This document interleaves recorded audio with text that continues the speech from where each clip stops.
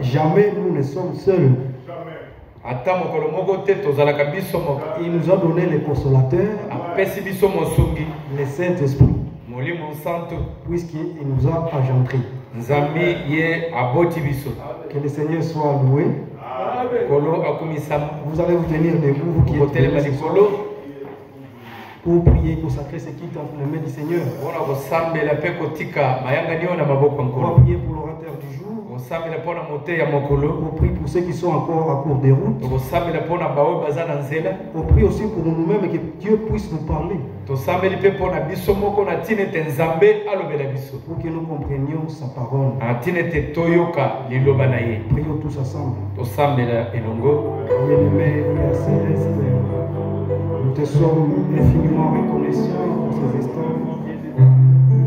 Toi, tu nous as aimés parce que tu nous as donné ton esprit. Et nous pouvons chanter aujourd'hui, nous ne sommes jamais seuls. Tu nous as conduits ici pour que nous puissions être enseignés de toi. Pour que Seigneur, nous puissions encore recevoir la sanctification de ta parole. Tu as dit, sanctifie-les par ta parole. Ta parole est la vérité. Aujourd'hui, nous sommes venus pour être encore sanctifiés, pour être bénis de toi, pour être enseignés et pour être corrigés aussi. Oui, Seigneur, ce n'est pas en vain que nous sommes ici. Ne nous laisse pas quitter ici comme nous y sommes entrés. Mais Seigneur, quitte ici, qu'on quitte ici avec toutes les bénédictions possibles, car nous serons enseignés de toi. Nous remettons celui qui va nous parler de ta part entre tes mains. Où est le Seigneur, avec qui puisse seulement nous parler de tes oracles, loin de lui les pensées humaines. Inspire-lui, Seigneur, et où est nous pour que nous puissions aussi comprendre dans un même esprit, que nous puissions encore discerner ta parole. Oui, Seigneur, nous croyons que toi, tu es avec nous, parce que nous sommes réunis autour de ta parole. En guise de cette parole que tu as dit toi-même, et ceux qui se réunissent autour de ta parole, toi tu es au milieu d'eux. Et nous avons la conviction, Seigneur, que tu es au milieu de nous et tu vas réellement nous parler. Béni sois-tu du haut des cieux, dès de commencer et terminer avec nous. Tout pour ta gloire, dans le nom précieux de notre Seigneur, Jésus-Christ, Yahshua, Hamashiach. Amen. Comme nous sommes debout, nous allons considérer l'écriture. Daniel chapitre 9.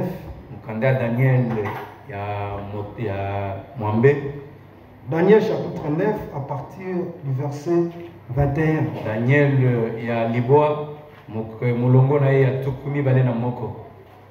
je lis au nom du Seigneur Jésus-Christ. J'ai parlé encore dans ma prière quand l'homme Gabriel que j'avais vu précédemment dans une vision, s'approchant de moi des vols rapides. Au moment de l'offrande du soir, il m'instruisit et s'entretint avec moi. Il me dit, Daniel, je suis venu maintenant pour ouvrir ton intelligence.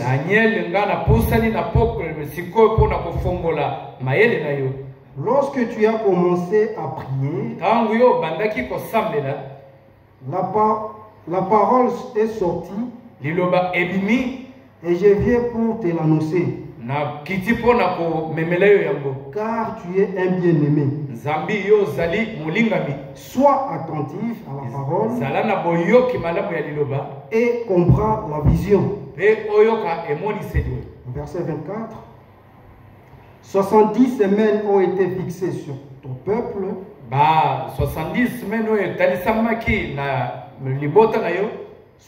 semaines ont été fixées sur ton peuple et sur ta ville sainte pour faire cesser les transgressions et mettre fin au péché, pour expier l'iniquité et amener les jugements éternels pour sceller la vision et les prophètes, et pour oindre les saints des saints. Que le Seigneur bénisse la lecture de sa parole. Vous allez vous mettre. Je vous salue tous encore une fois de plus dans le nom précieux de notre Seigneur Jésus-Christ.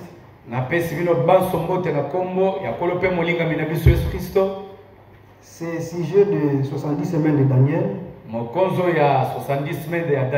C'est un grand enseignement. Et pour vous qui êtes nés de nouveau, comme je l'ai toujours dit, ça fait partie de notre nourriture. Dans la marche. C'est une connaissance que nous devons avoir dans notre marche. Mais en abordant ces sujets, en comprenant exactement ces sujets, c'est ce qui ne fait pas de vous un enfant de Dieu. Mais on assène ces sujets pour ceux qui sont déjà des enfants de Dieu. Parce que ça fait partie de la nourriture. C'est comme aussi les 7 sceaux, la semence du serpent. Ce sont les enseignements pour les élus. Amen. Amen.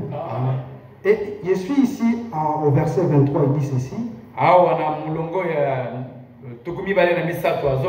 Lorsque tu as commencé à prier, la parole est sortie. Et je viens pour te l'annoncer. Car tu es le bien-aimé, sois attentif à la parole et comprends la vision. C'était une vision que Daniel devait comprendre. Et on a précipité l'ange Gabriel pour lui expliquer. Amen. Alors, je ne vais pas beaucoup entrer dans ces sujets. Je vais appeler notre bien-aimé, le frère Benelli, pour exposer cet enseignement. Il est vrai que c'est un grand enseignement. Comme il a dit mercredi, il ne va pas les terminer seul. Tous les prédicateurs sont appelés à amener la pierre. Parce que c'est un grand enseignement. Et il a dit qu'on va finir les 70 semaines. On va entamer les 7 sceaux. Raison pour laquelle les prédicateurs aussi sont appelés à aussi mettre la pierre sur la porte. On va s'entraider dans ce sens. Pour que les nôtres comprennent avec exactitude. Que le Seigneur vous bénisse. Gloire et gloire et alléluia. Gloire et gloire et alléluia. Gloire.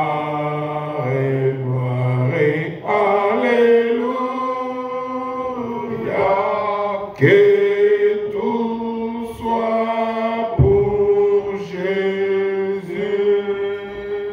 Jésus, gloire et gloire et gloire et alléluia, gloire et gloire et alléluia, oui, gloire. Alléluia, que tout soit pour Jésus. Amen. Amen. Je vous salue tous au nom du Seigneur et Sauveur Jésus-Christ.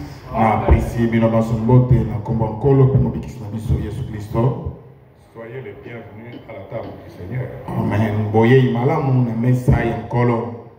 Le Seigneur a disposé cette table pour nous nourrir, pour nous donner l'enseignement de sa parole, pour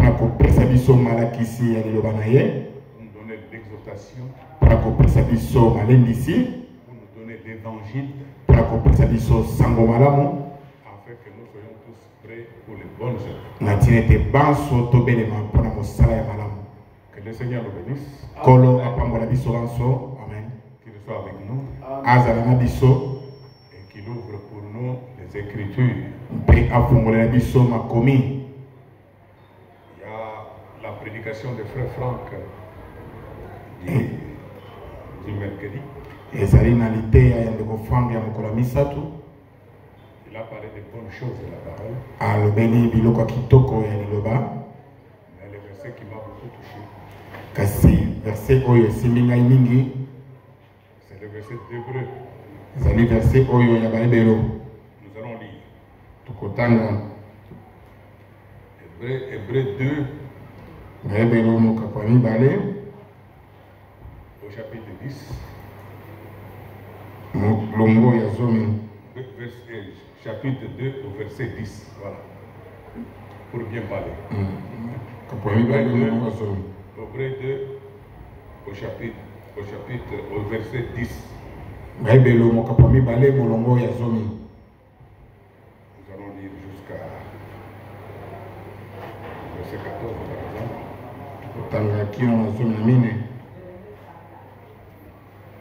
Il dit ceci.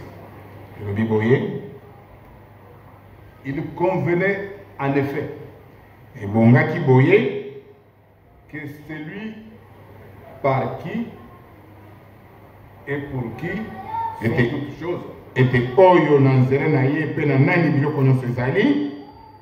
et qui voulait conduire à la gloire beaucoup de fils, éleva à la perfection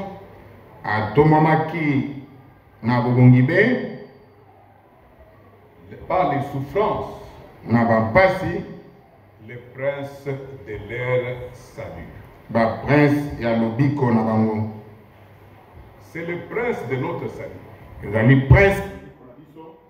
Celui qui est venu mourir pour nous. Il était le prince. Prince de notre salut. Parce que sans lui, nous n'allions pas avoir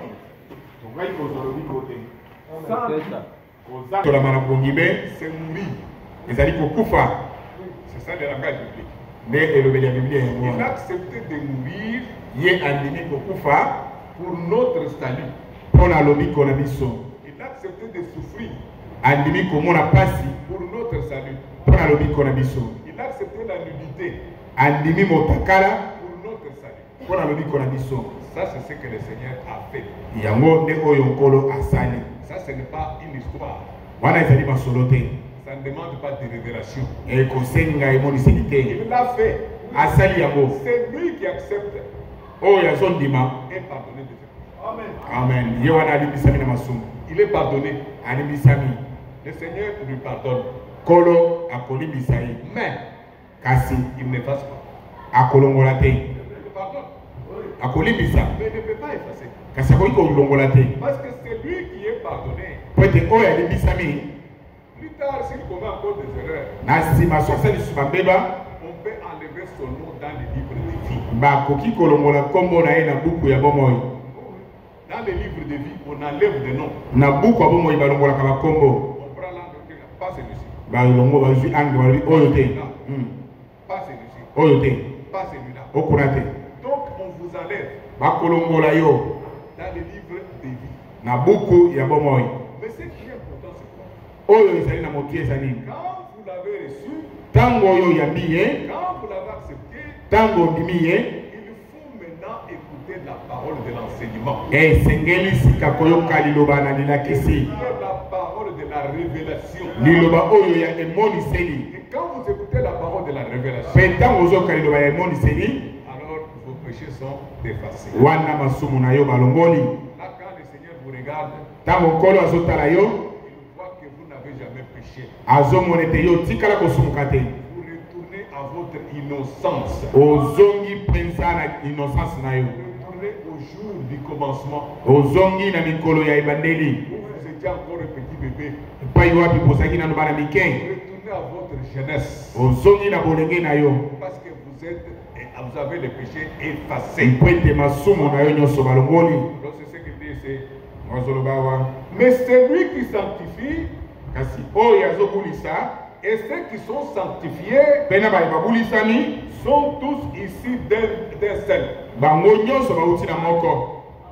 C'est pourquoi il n'a pas honte de les appeler des frères.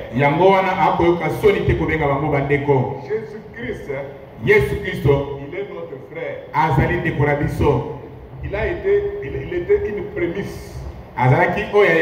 Un premier-né. Il est né premier-né. Par sa naissance virginale. Et nous sommes des premiers-nés. Par notre nouvelle naissance. Amen. Vous comprenez ça? Amen. Nous sommes aussi des premiers-nés.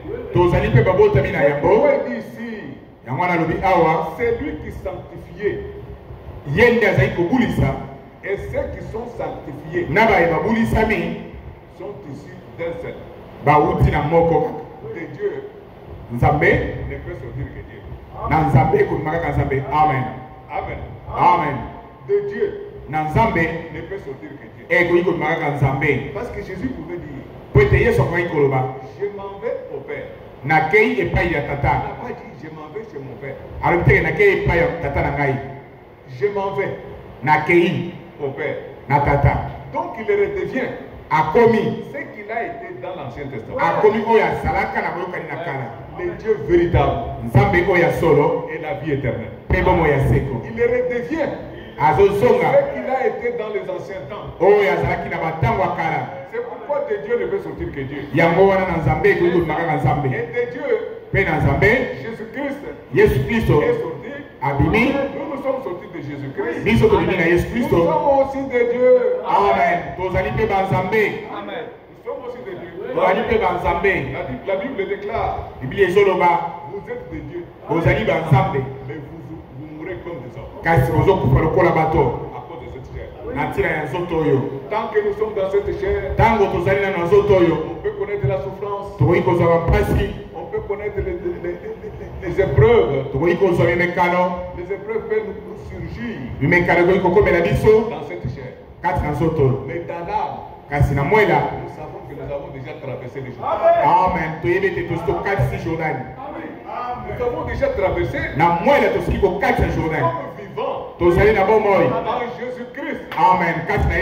Nous sommes de Dieu en Jésus-Christ. Mais nous mourrons encore comme des hommes. Ça va disparaître. Il n'y a pas de souffrances qui sont éternelles. Il n'y a pas des épreuves qui sont éternelles.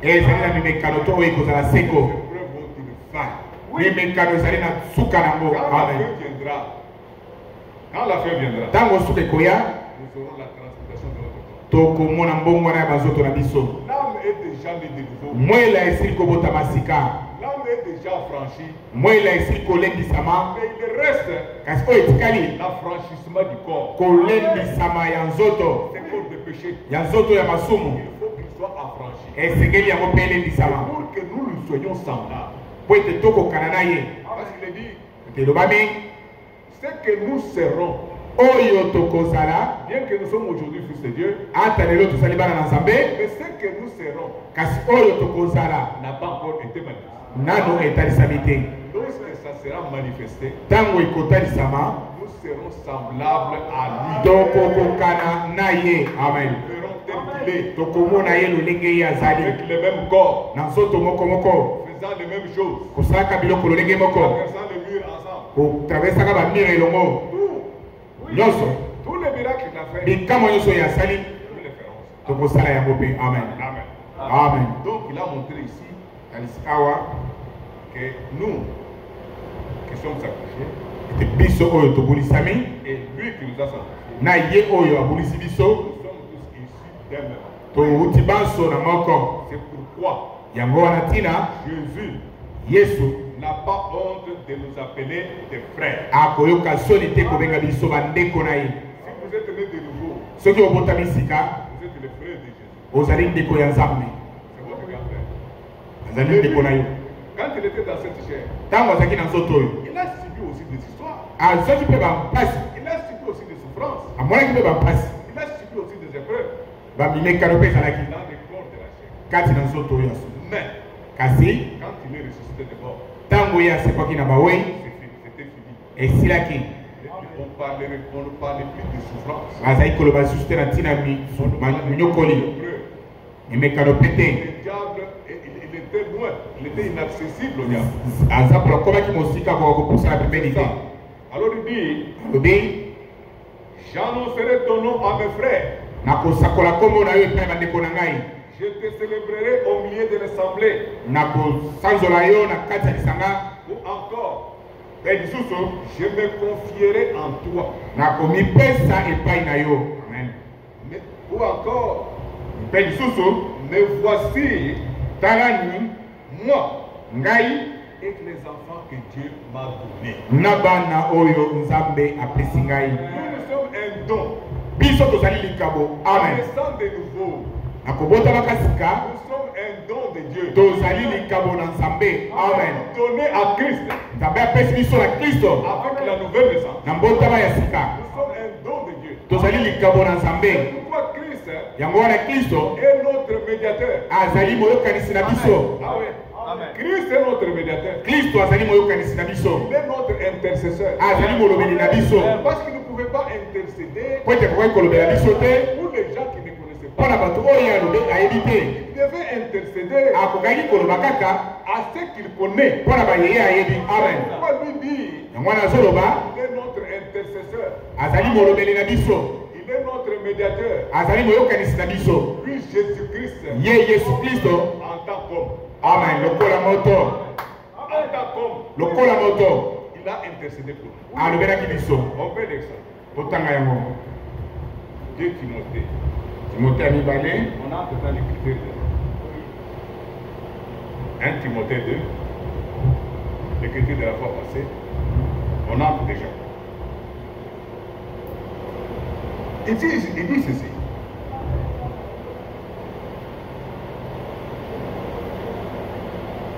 Dieu, Nzambe. donc 1 Timothée 2, verset 4. Dieu veut que tous les hommes Nzambe alingi ete bato nyonso soient sauvés. babikisama. Amen. Tous les hommes, Alingi bato nyonso babikisama. même les catholiques, Ata bamumpe. même les protestants, Ata bamissionne. même les groupes de prière. Ata bangulupa na Il mabondeli. veut que tous les hommes soient sauvés. Alingi ete bato nyonso babikisama. Tous les hommes accèdent au salut par Jésus-Christ. Bato nyonso bakoma na lobiko na nzela na Yesu Kristo. Ainsi quiconque Boye oyo kani croit en Jésus-Christ ndimeli Yesu Kristo comme son sauveur personnel, lokola mobikisi na ye moko il est sauvé. abikisami. Amen. Qu'il soit catholique, Azala mumpe, qu'il soit protestant, azala missioni, qu'il soit des groupes de prière, azala moto bangulupa na mabondeli, qu'il soit, azala nani. si tu crois que Jésus-Christ est ton sauveur, Soki ondimikaki ete Yesu Kristo azali mobikisi na yo, tu es sauvé. obikisami. Ça, c'est ce que Dieu veut. Yango nde Nzambe alingi. Il veut que tous soient sauvés. Alingi ete baso babikisama. Mais il ajoute ici, Abakisi awa, mpe conjonction de coordination. c'est conjonction ya coordination. Ils sont sauvés, d'accord, Babikisami iyo, mais kasi ils doivent parvenir à la connaissance de la vérité. basengeli kokoma na boyebi ya bosolo. Amen. La vérité, c'est quoi? Bosolo ezali. C'est Jésus-Christ. Bosolo ezali Yesu Kristo. C'est la parole de la promesse de votre temps. Liloba na elaka ya ntango na bino. C'est ça la vérité. Yango wana nde bosolo. Et ça, Mpe oyo on y accède par révélation. bakokomaka kaka na emoniseli. Pour être sauvé, Mpo na kobikisama, on n'a pas besoin de révélation. toza na bosenga ya emoniseli te. C'est ça que Dieu a fait. Kaka oyo Nzambe asali, Il était exposé à tout le monde. etasamaki na baso. Même les femmes l'ont vu. Ata basi bamonaki ye, Même les criminels l'ont vu. ata babomi bamonaki ye. Il a versé son sang. Asopi makila na ye, Tout le monde l'a vu. bato nyonso bamonaki ye. Ça, c'était pour sauver. Wana ezali mpo na kobikisa. Mais quand il est ressuscité de mort, Kasi ntango oyo asekwi na bawei, il a dit, alobi Je ne me ferai voir aux élus. Na komimonisa kaka na baponami. Je ne me ferai pas voir au monde. Na komimonisa na mokili te. Le monde ne peut pas me recevoir. Mokili ekoki koyamba ngai te. Mais les élus me recevront. Kasi baponami bango bakoyamba Je ngai. me fais voir. Amimonisaki kaka Et chez les élus. kaka epai baponami na ye. Après la résurrection. Nsima ya lisekwa na ye. Pourquoi? Mpona nini? Parce qu'il leur a révélé Po ete ye afungoleli bango. ce qu'il était. Amen. Oyo ye azalaki. Les élus ont cru sur base de la révélation. Baponami bandimi kaka kolandisa emoniseli. C'est pourquoi Yango wana ntina nous disons tozoloba qu'il y a une différence ete bokeseni ezali fondamentale bokeseni mpenza monene entre les élus kati na baponami et les appelés. na babiangami. Une différence Bokeseni mpenza entre le pardon des péchés kati na bolimbisi ya masumu et la justification. mpe kolongisama. Il y a une différence.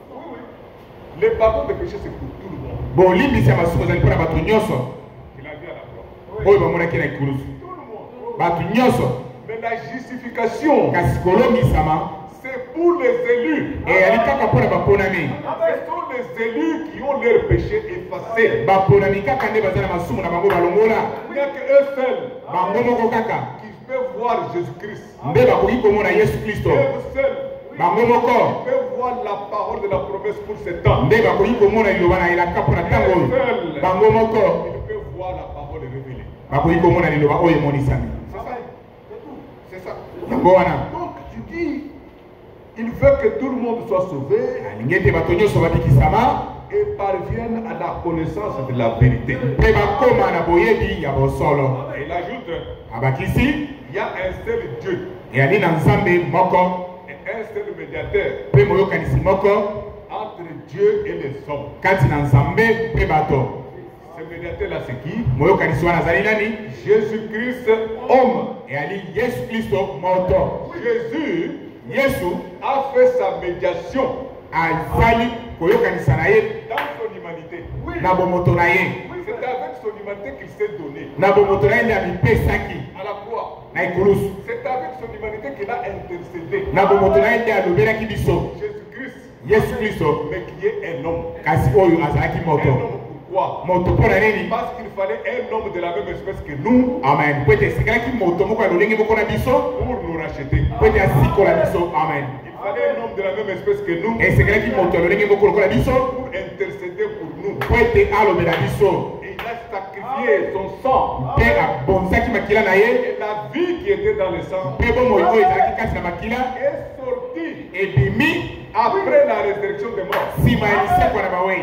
Cette vie-là Bomoi wana est venue sur les élus. amen eye likolo ya baponami na ye. Les élus ont appliqué un signe. baponami sikoyo basali Ils elembo ont appliqué le sang sur les lintons. bapakoli makila na elenton. Mais nous, Biso nous avons appliqué le sang non chimique. biso topakoli makila ya chimi te Non, non, te le sang spirituel topakoli makila ya molimo de Jésus-Christ ya yesu kristo a été appliqué. epakolamaki. C'est pourquoi quand il vient, Yango wana ntango azoya il passe par-dessus bord. akoleka biso. Amen. Parce qu'il sait que nous avons un signe. po ete ayebi ete biso toza na elembo.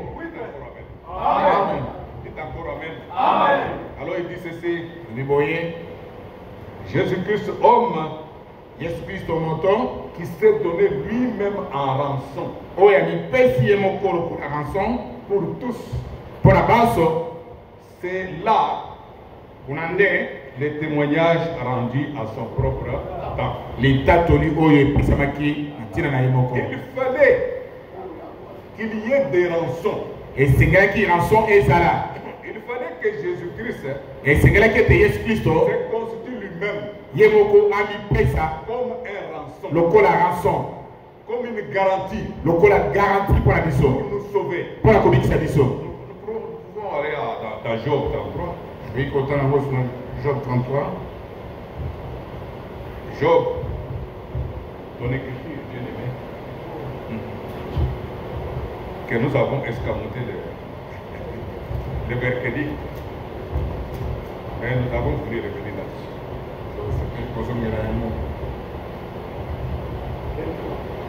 Job 31, 23. 33, 23. 33. C'est ça.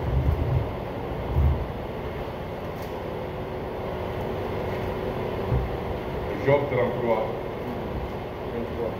verset 23. Là, il dit ceci. S'il se trouve pour lui un ange intercesseur,